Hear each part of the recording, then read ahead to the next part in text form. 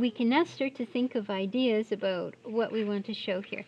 So my example from the video is this really quick drawing where I was focused on the idea that this is kind of a pointy and square room, and I wanted to round things out. So that was the concept for it. Everything I'd chosen had some sort of curve to add to the whole thing, and still some square things for balance as well, but mostly everything I chose had a curve. Once you get that sorted out, the next thing you're going to do is to put a piece of marker paper over the box drawing. And from there you begin to detail. And this, of course, is a different sofa. It's a more elaborate sofa. But I would start it the same way I did that one. So this is now refining it. You go back to the box drawing and go right back to the simple boxes and start to figure out how are you going to get the shape of your sofa from that box. And it seems easy, and it is. It's not too bad, but you have to think, where do you start? And the place to start is with the seat of it, the seat of the sofa. Everybody's sofa is going to be that high for the seat. But everybody's arms aren't going to be that wide, and they're not, probably not that wide. Maybe they are. If I have a leather sofa, it's quite common for them to have round, big round arms. Sometimes, though, the back extends and it's the same height as the arm. And if that's the case, I don't follow that original line that I made. I follow this line, just a little bit of depth for the back, and then I bring it forward, and that now is my arm. So now she's sitting on maybe a leather chair with a tufted button leather chair. So now with your tufts, you just go in with your diagonals and you go across this way, and then you put your buttons in, so you're able to figure that out by making a little diagram. But the point I want to make is that's your first job, is how are you going to get your sofa from that box? And everybody is going to start with the seat being the same height. And then from there, you decide, do I have to make the back higher? Do I have to make the arms and the back pretty much level, except for the amount of depth I want to show? So that's a good place to start. And then I deliberately did not ask for reference for fireplace and bookcase, because I was hoping for a chance for you to incorporate them and give a tone to your room. So if this is a leather sofa, maybe what I would do over here is make a gas insert, but I do it with a stainless steel front facade. So maybe the whole front of this, and I wouldn't go the whole width of the room, but maybe I put a stainless steel facade here. And because this is leather, and maybe this should be a man, not a woman. I'd make this a bachelor pad. So, and then maybe not too high for my gas insert. I would put it in, and I'd have bolts. You know those bolts that they have sometimes. So that now gives me more space even. So I kind of like that. What would that mean for this? Well, I'm going for a little bit of razzle-dazzle. I've got some sparkle here with the chrome, the stainless steel. So maybe over here I go with that, and I decide I'm going to have a great huge framed mirror. Great huge. And what I'm going to do here is put more dazzle in. I'm going to have a sconce with some light here. And that will bounce sparkle from here to here. And maybe this should be one of those, you know, those ones with the, because I'm going to have girls over. So, and I have candles here. You know those?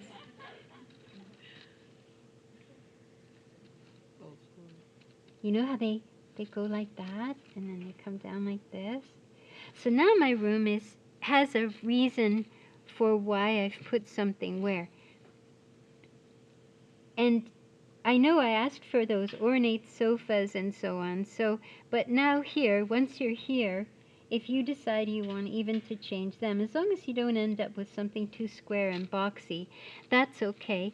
And then I want to give height to the room, so when I put up my blinds, I'm going to put them up. I'm going to have wooden blinds, and because I'm having girls over, I'm going to have some shears too, some draperies on the side, because they like that stuff. So, yeah, just some for decor. I'm just going to put those up. I saw it in a magazine. So, and then blinds the rest of the way. Now, blinds don't have to start there. They can start right up at the ceiling, so it gives my room a little more height. And maybe this actually opens, and inside here, inside this, I've got a great giant TV or something in there, or one that would come out somehow. So now, and then my carpet I can have, you know, maybe a modern abstract design, but I'm thinking of these squares, and if it's got to lay down in space, so I've got to be careful how I draw these things so that they lay down in space. So you might have to use those squares to figure out how to do that. So I hope you're getting the idea that you need to, best you can at this point, have a reason for everything that's here, why it's here, and how it kind of sets the mood in your drawing. And you can have some custom built things as well. People usually like to steer away from them because they make the job last a little longer. These will be silk curtains for the girls. They'll love them. Okay. And then still I have my gable. So that's how loose. But then when it's time to now this is a whole different room. This is a girly room. When it's time to go back and detail it, you go right back to your box drawing and pencil first, and then start to ink it in once you're confident that you have what you want. Part of this quick sketch is that you're going to have to figure out how to draw all this stuff. So with light fixtures, if this is the box that you started with, this box here, and from that you want to get a light fixture that is narrower at the top and wider at the bottom, you have to figure out how you're going to do that. And you have to go right back to all the hidden lines, and you make an X from corner to corner. And these are just a few of the things that you're going to encounter. You're going to encounter all kinds of stuff. And then you choose a smaller box within the larger box. So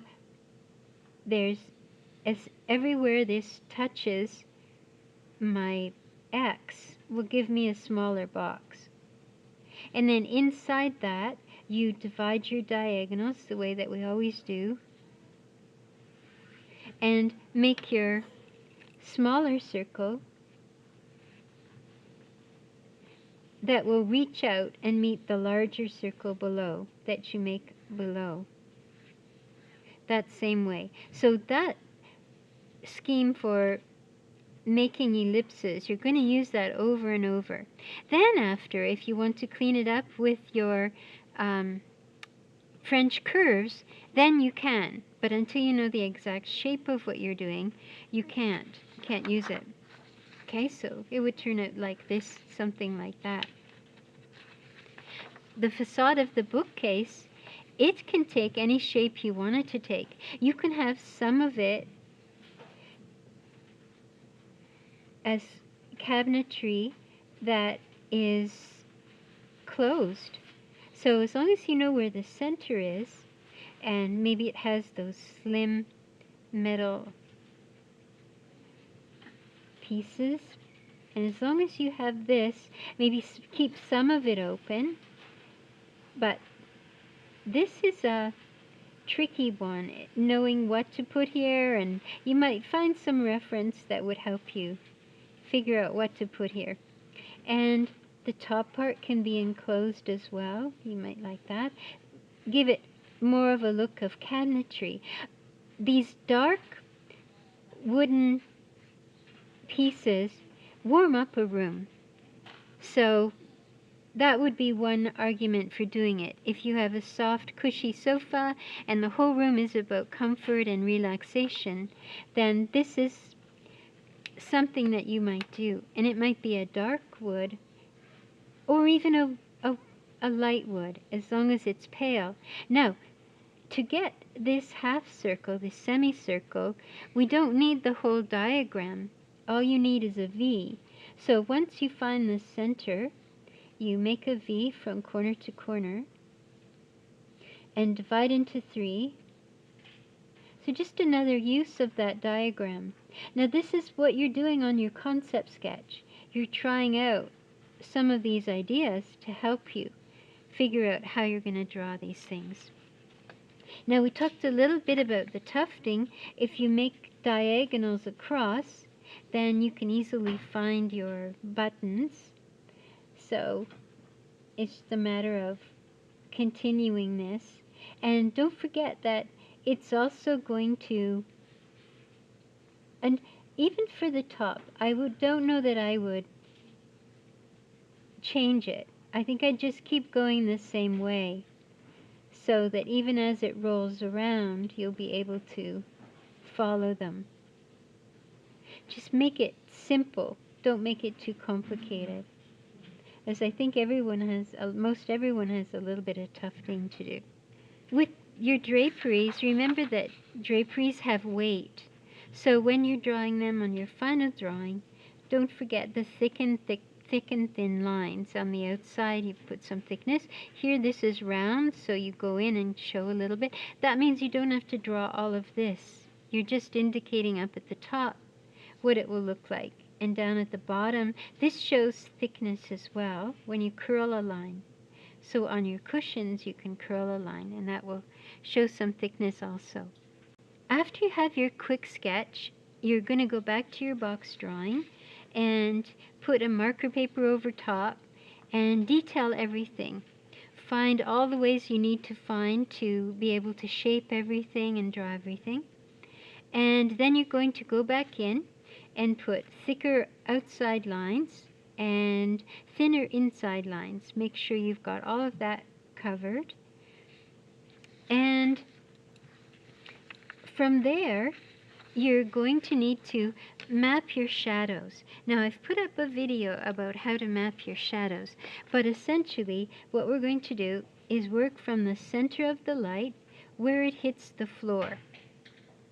And you can see that if I take this through the corner of the sofa, the sofa interrupts the light, and I get a shadow out here.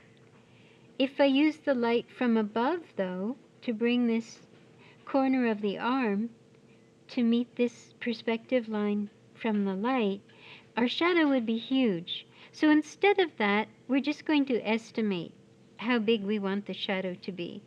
So if you have a full arm and a full back, this is what your shadow would look like. Mine doesn't, though. Mine has a back with an arm with this sticking up, but it doesn't have a back all the way back. So my shadow doesn't begin at the top like that. And I have a shadow underneath it. Now, I haven't gone in and put shadows on the cushions itself. We'll do that with our markers. But there is an underside to your cushion that you'll need, and an underside if you have an arm that comes toward the front you'll have. And if you think about it, the light is hitting the top, and then it's rolling over. So there's more shadow, but in this, we're just indicating cast shadows. So you're hatching just a single line, not cross-hatching, but hatching.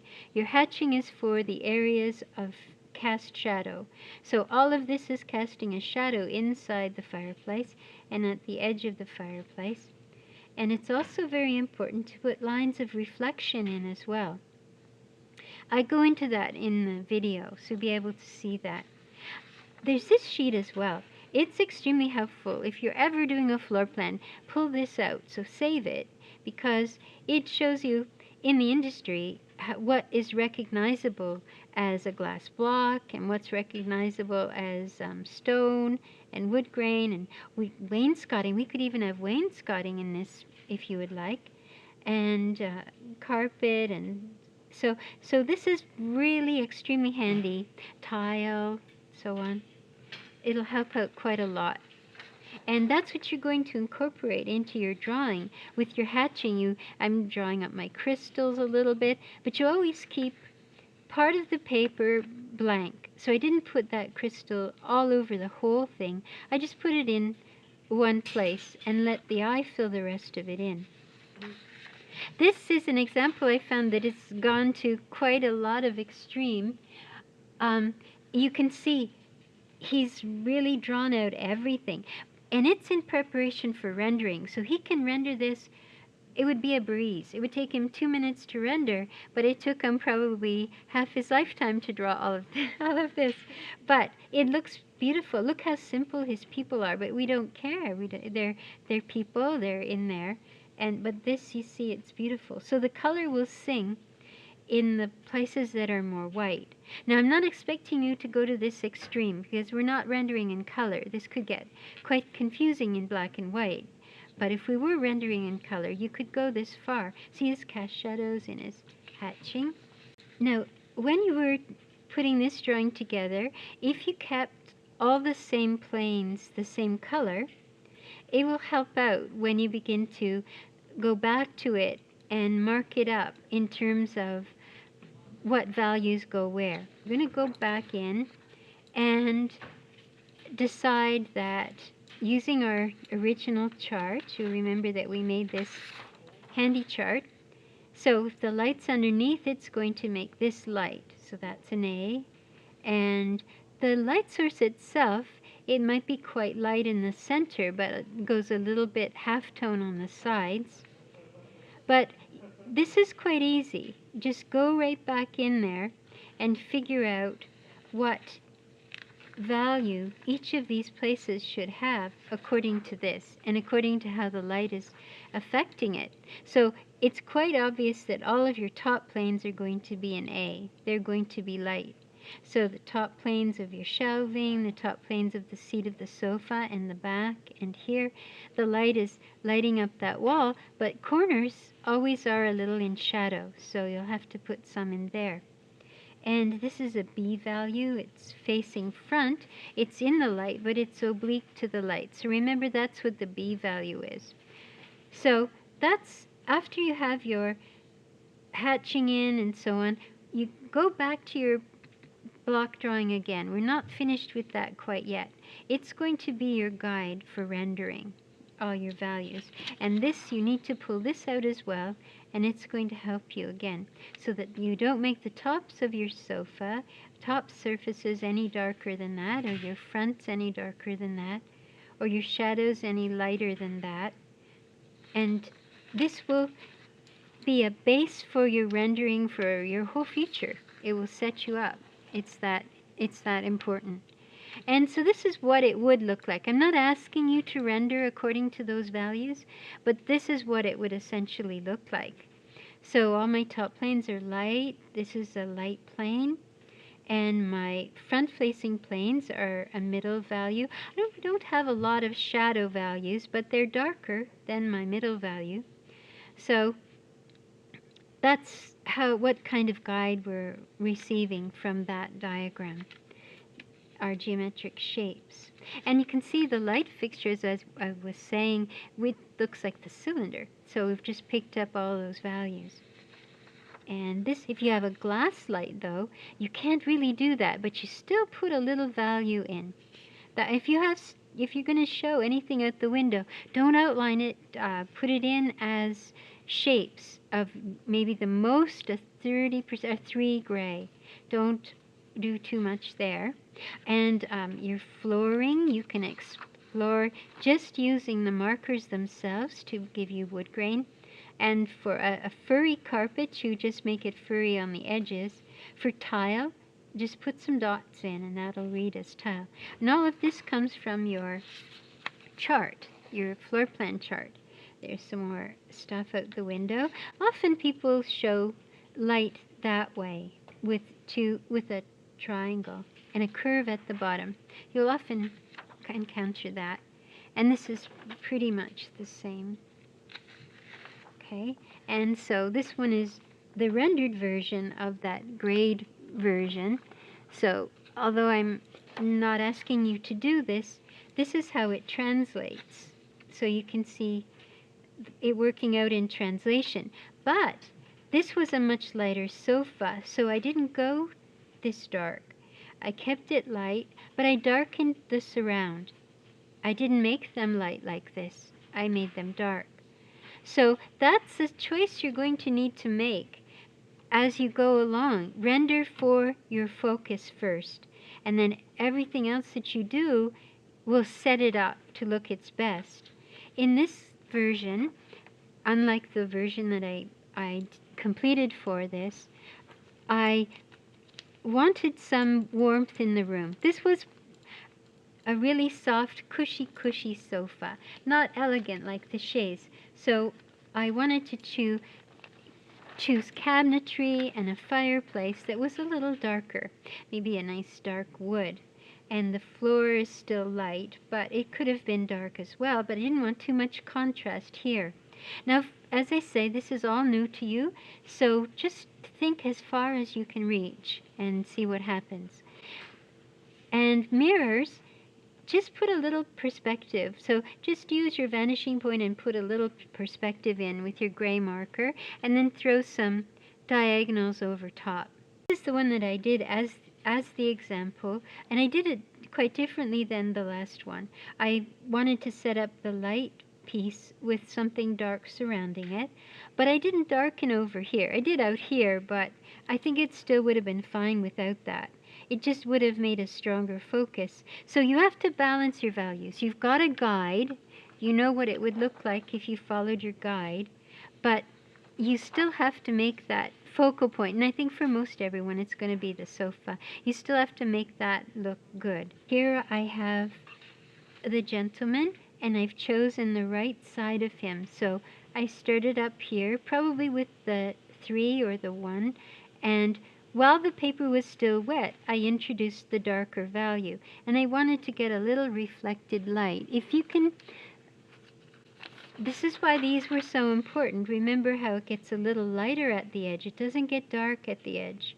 It gets a little lighter because there's reflection from everything around. So even in his sleeve, I'm reflecting a little bit of light. If I can think of it, I'm reflecting. So you lighten with your lighter marker, pile on a middle value, and if you want some dark accents, throw that in as well. Why he has such dark shoes on, I don't know. But, and see, the shadow will go off in the direction from the light. So if the light source, this tells me that the light source was here, because that's the angle that his shadow is following. I did the same thing with her, only this time I chose a darker color for a piece of her clothing and her shoes. So when I put the dark there, it's just a little, it's not that much darker than the dark up here. I wanted to keep it a little bit consistent, but again, you're looking for a little reflected light, and you're following the fabric. She's not a steel rod, so you have to make your lines a little more curvy, a little more organic. And that would, and again, her shadow is going off this way. I'm not asking for you to detail your floor plan and elevation this time, but you must be curious about how you go about it. So what you do is exactly the same thing. You start with your simple box drawing, and you begin to detail with your pencil, and then you go in and ink it in. And when you render it, you follow the same value plan. So that this is all middle value planes because they're facing us. They're in the light but oblique to the light. This is actually a shadow side. When I mapped my shadows, I realized that this was actually in the shadow. And these are all light planes. They're all top planes, so they're all light. That's how that would work out. And then a detailed version of it. Often what's really helpful is while this is wet and you want to introduce a little bit of a pattern, do it while the marker's still wet. Just scribble in and it will read. And you can even put a little white pencil over top to pick up anything you think you've lost by filling in too much. We continually have to do that. Go back and find some white pieces. So even in here, you see there are a lot of white pieces or light pieces because you don't want everything to look cut out and stuck down. It has to have a component of white or light in it. Otherwise, it will look foreign. Oh, here's the same thing. And this is the floor plan view. It's all lighter. The sofa's lighter. Everything is lighter in this view. But that nice strong shadow sets it up. This going a little darker on the floor plan around the whole thing helps set up your individual items. And I've also put some texture in. Don't forget rubbings. You can use a little piece of sandpaper or something underneath and it will set it up. This is just a little bit of pencil crayon over top, rubbed in pencil crayon, and all the grays are underneath, so the grays can set up a whole rendering if you're in a hurry. So in summary, what you're going to have for the second part of this assignment on your 18 by 24 inch cartridge paper, using your box drawing at the large size, you're going to have your final rendering. But within it is going to be the hatching that I asked for and the shadow mapping that I asked for. On the back of this drawing, you're going to have your concept quick sketch. And it's going to be very rough and done without a ruler. But you're not finished with your box drawing either. You have to go back to that. And that's where you go in and you map your shadow shapes. So first job is to locate the center of the light source on the floor. There is a video about the shadow mapping, so you can follow it as well. But you see, the sofa interrupts the light right here. So that's why I get that shape for my shadow. And that's how I know there's shadow on either side of the sofa. So make sure to watch that video. So your box drawing, although you thought that was finished from week 1, isn't finished yet. You've got to go in and identify what's the value plan. And remember to use this chart so you know that all the top planes are lit. And we don't really have any side shadow planes. But, in fact, if we had the room, we would see a shadow here. So that tells us that this side of the fireplace is pitched into shadow. So we would have a shadow shape here.